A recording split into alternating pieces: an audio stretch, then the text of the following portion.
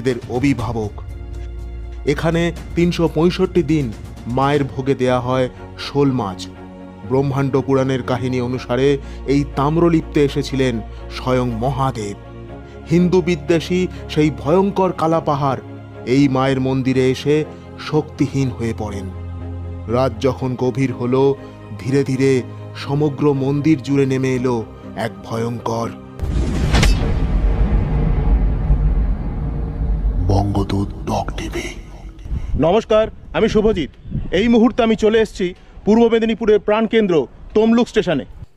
এরপর আমি স্টেশন থেকে বেরিয়ে চলেছি টোটো স্ট্যান্ডের উদ্দেশ্যে।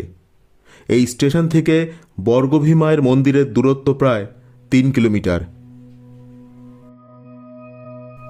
তমলুক, যার পূর্বে নাম ছিল তাম্রলিপ্ত, সেই মহাভারতের যুগ থেকে এই তাম্রলিপ্ত